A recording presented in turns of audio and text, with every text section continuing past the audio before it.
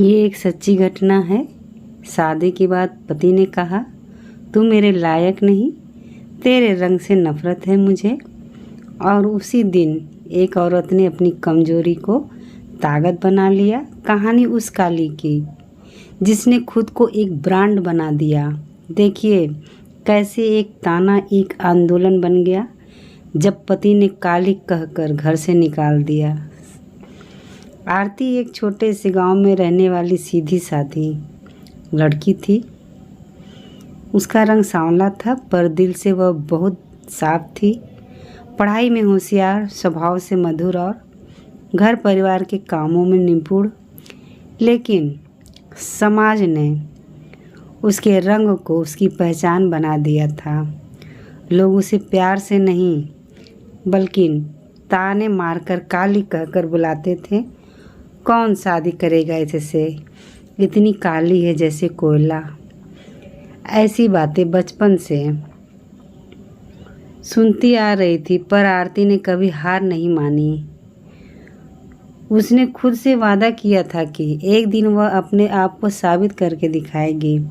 समय बीता और परिवार ने उसकी शादी एक लड़के से तय कर दी। नाम था विक्रम।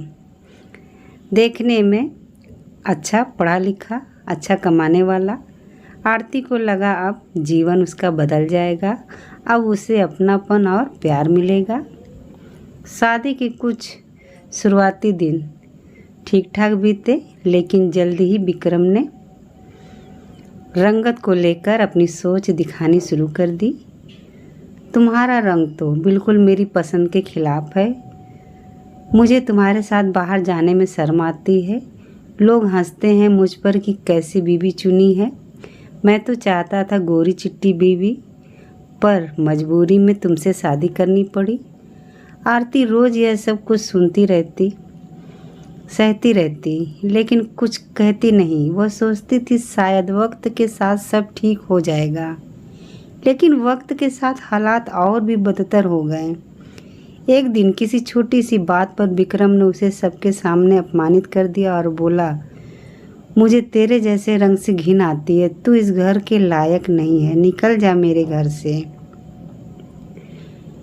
आरती की आंखों में आंसू आ गए। उसने एक शब्द भी नहीं कहा, बस चुपचाप एक थैला उठाया, उसमें कुछ कपड़े और कुछ ज़रूरी सामान रखा और वह उस घर से निकल गई। ना मायके गई, ना किसी के पास मदद मांगी। उस दिन आरती टूटी नहीं थी, बल्कि एक नई आरती ने जन्म लिया था। उसने एक छोटे से किराए के मकान में रहना शुरू किया। बहुत मुश्किलें आईं, पैसे नहीं थे, खाना तक बहुत ही मुश्किल से मिलता था, लेकिन उसने हार नहीं मानी। उसे बचपन से ही सिलाई कढ़ाई का बहुत शौक़ था। उसने एक पुरानी सिलाई मशीन कहीं से लिया और अपने कपड़े खुद से डिजाइन करके बनाने लगी। धीरे धीरे वह मोहल्लों की औरतों के कपड़े सिलने लगी।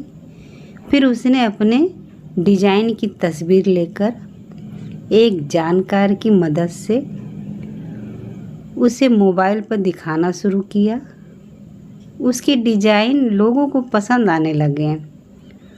कुछ ही महीनों में उसका काम बढ़ गया। उसने एक छोटा सा नाम रखा, काली वस्त्रालय। जिस नाम से लोग उसे ताना देते थे, अब वही नाम उसकी पहचान बन गया।